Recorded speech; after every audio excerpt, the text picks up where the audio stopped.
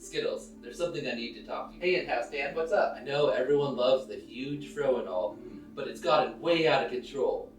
UDL Dan is effectively blind. Really? Help, I can't see. We gotta do something about this, man. What do you think? I see your point there, and I think you're right. It really has gotten out of control. Look at this thing.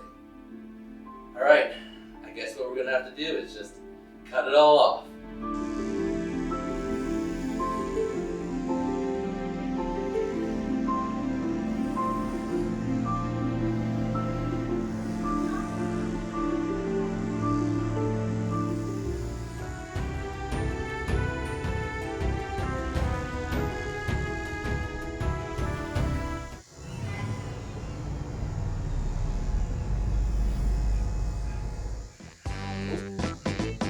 Wait a minute. Ronnie Dan always rocks the afro. There's a device that I've been using called a Whoop.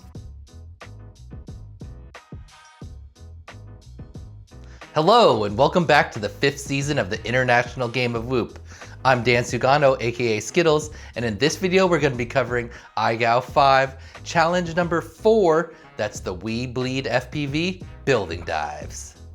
We have now had back-to-back challenges that were quite difficult, and it may seem pretty early in the game, but if you include the preseason, we are effectively on challenge number 12 and over 3 months into IGOW5.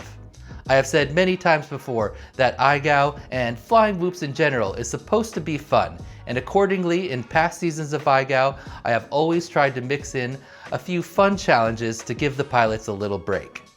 That said, with only 12 challenges in the regular season and over 2,300 players to knock out here in Season 5, there won't be much time for breaks, and the challenge difficulty will have to continue to ramp up. However, there's always room for fun stuff like my favorite IGOW challenge, building dives. Okay, so let's jump straight into the EMAX example submission, and then I'll be back to briefly go over the requirements and then discuss this challenge's title sponsor, weBLEEDfpv. Here are the requirements for IGOW5, challenge number 4, the WEBLEED building dives. So requirement number 1 is just that you find a at least 50-foot tall building or similar structure, or really any object that's at least 50 feet tall. Then requirement number 2 is that you fly up at least 50 feet on the building or object that you've chosen, and then dive down in proximity to the building or object. Then requirement number 3 is that you pull out and fly away before hitting the ground, and then you've completed IGOW5, challenge number 4, the WEBLEED building dives.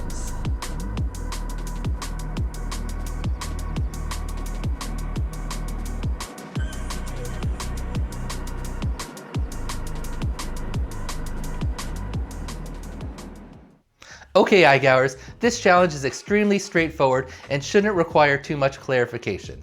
The challenge is of course called building dives, so for requirement number 1, ideally you can find a building to dive, but if you're not near a city or if your urban area has restrictions that you don't feel comfortable ignoring, then you're welcome to perform your dive somewhere more remote on a different object. Some examples of other objects that you could dive include, but are not limited to, antennas, bridge supports, cliff faces, trees, and really anything that's at least 50 feet tall that you can dive down in proximity to will count as an object for your building dive. What won't count is just an open air dive with no objects in proximity where you're just diving down in the open air. Requirement number 2 is that you fly up at least 50 feet and then dive down in proximity to the building or object that you selected. You can speed up the ascent to save time, but you must show at least 50 feet of the dive at regular speed.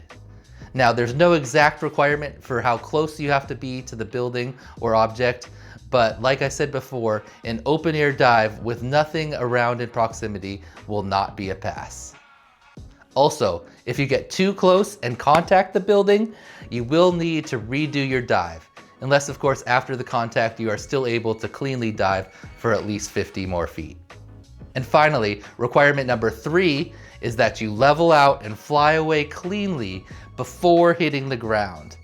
Again, if you contact the building or the ground or really anything else during your dive, you'll need to perform the dive again to pass this challenge. The title sponsor for this challenge is, of course, weBLEEDfpv. weBLEED sponsors pretty much every FPV event at the highest level. Just off the top of my head, here in 2025 alone, I remember weBLEED sponsoring Wootopia, the micro drone race at the National Museum of the United States Air Force. Of course, Northeast Whoop Champs is put on by weBLEED. The dive gate at Multi-GP Mayhem was weBLEED branded, as well as every Whoop related thing at the International Open. weBLEED created WhoopFill in the Whoop tent, in addition to sponsoring the Whoop hanger track at Multi-GP IO this year. And weBLEED also sponsored all the Whoop racing at West Coast Throwdown this past weekend. weBLEED, of course, has also been a sponsor of IGOW and RaceGOW at the highest level every season. In addition to sponsoring events, weBLEED has an amazing group of team pilots, and the winner of IGOW 5 will earn an invite to Team weBLEED. If you didn't already know, the website, the store, and everything weBLEED is owned and operated by Jeff Grabowski, aka Zotek.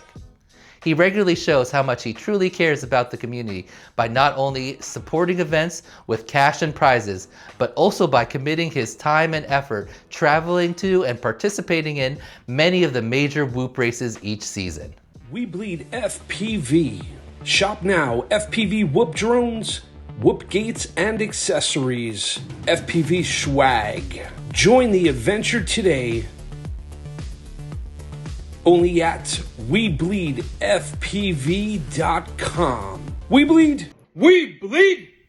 FPV! WeBLEED! WeBLEED! WeBLEED! WeBLEED!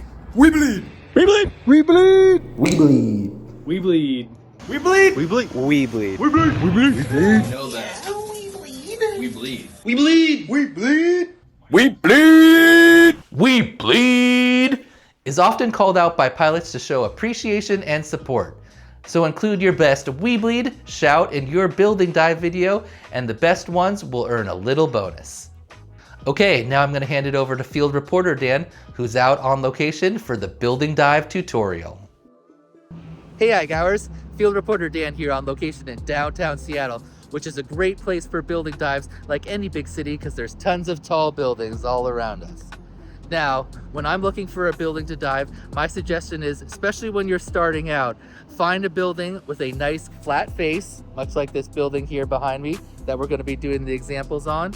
And most importantly, you want to check to make sure that in the area where you're diving on the building, if you look down to the ground, there's no big overhangs or awnings or big trees or anything. Let's say if something went wrong, you hit the building or whatever, and you start falling down.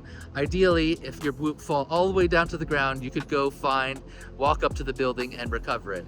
So this building behind me is a perfect example, and we're going to be doing some tutorials here and then going around Seattle and finding some other awesome looking buildings to dive.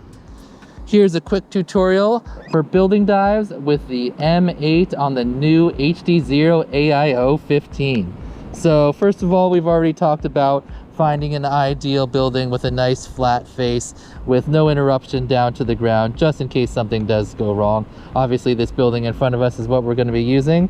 Then also you want to make sure that you're on the highest output power. I'm using 200 milliwatts here on the AIO 15, and if you do have patch antennas like I do here, you want to point those up at the top of the building. So I'll be standing in a position so my patches see the top.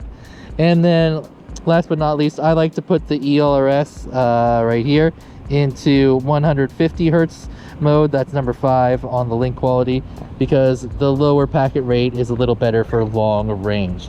All right, so then once we've got our Whoop all set up and we're standing in a good position, clear line of sight to the top of the building, obviously the first thing we need to do is fly up to the top of the building. So you don't want to gas out your battery, full throttling up to the top. And then once you are at the top, I wouldn't suggest going above the top of the building, because it's probably windier up there and it could push you over the building, where you could really lose reception or ELRS connection and get stuck on top of the building. So once you're up near the top, the most common way to enter a building dive is basically just doing a really big split S.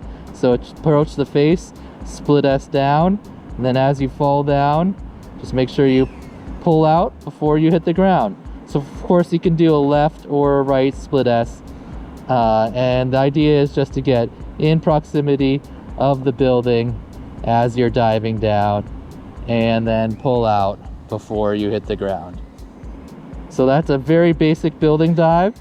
And another way, especially if you're encountering a lot of wind and it's pushing you away from the building, you're having trouble staying close, if you dive down parallel along the building, kind of like this, that's a good way to keep in proximity, especially if you're going into the wind. I find that that helps me stay close to the building when I'm having trouble with my base of my drone to the building. Another way to stay close to the building during a building dive is to kind of do a roll as you dive down. So if you split S in and you find you're pulling away, you can roll back in. Whoa, obviously you don't want to hit the building like that. Got to roll a little faster to make sure that you don't actually contact the building. If you do contact the building, you have to redo your building dive. Or if you hit the ground, obviously that doesn't count. So if you roll in, you can get some proximity. Just make sure you roll away before you do hit the building. And again, pull out before you hit the ground. Another thing that can work, especially if you're kind of like in a little crevice of a building, this building doesn't really have it. It kind of does with these lines, but that would be really close, is if while you're diving down, you do a front flip.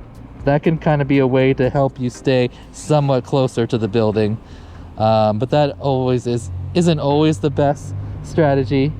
So just find what works best for you in your location, whether it's a split S into the building dive, maybe comboed with a roll. Whoa, of course I'm bouncing off there. Not great again. But you can also get creative with it. There's lots of other ways to enter, obviously. You don't have to do one of these specifically. You could go up, do a backflip in, and dive down.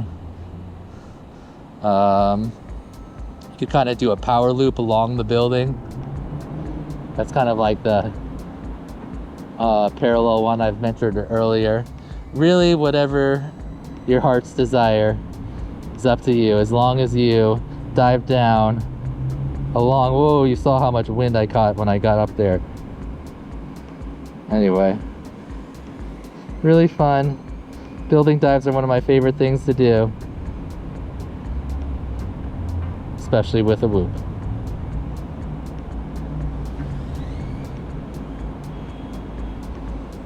Another fun thing can be diving through a crevice of a building, like see on this building here, it's got this little indent. If we can dive down inside it, that would be pretty cool.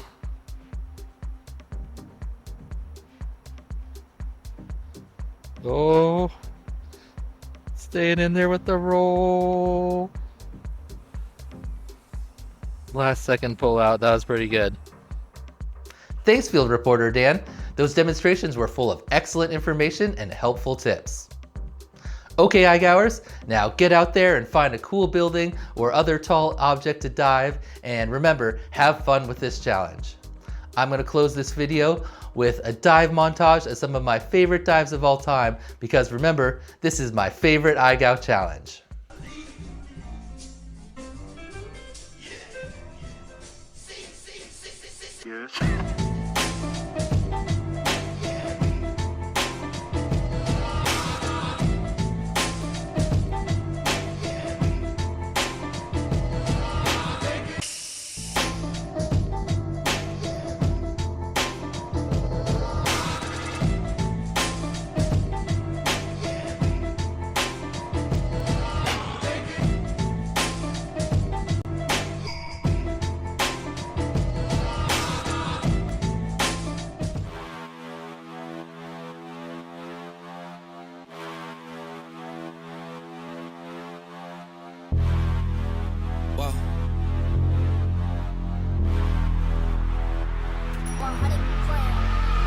Straight to the top, never going down, don't wait for the drop.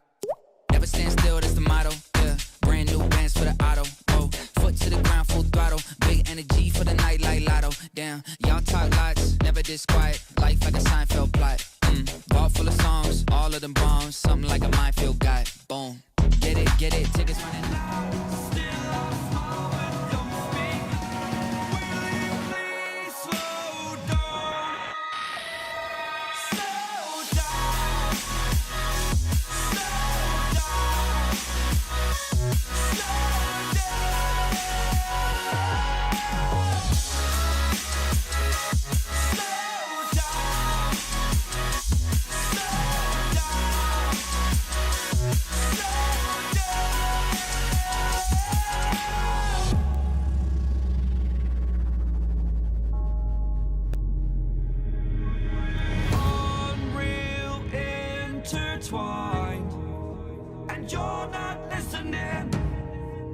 is your choice to make a little mockery.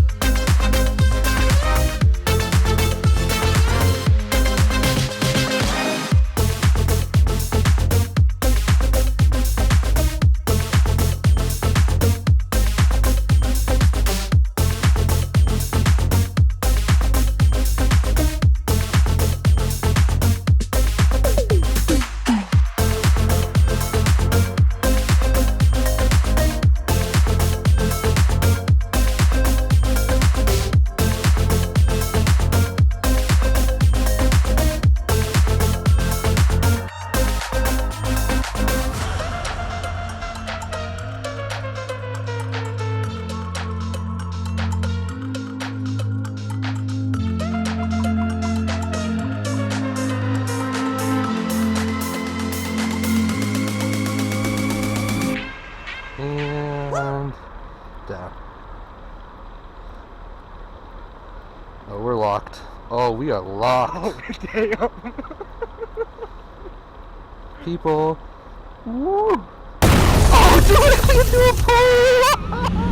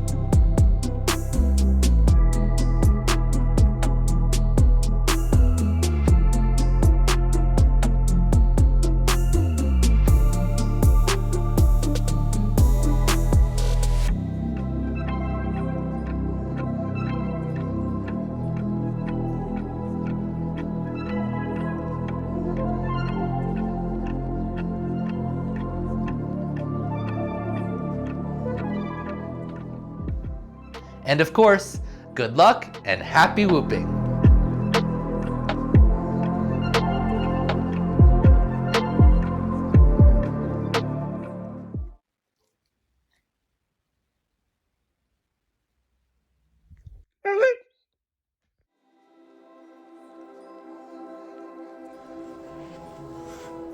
weBLEEDfpv. weBLEED.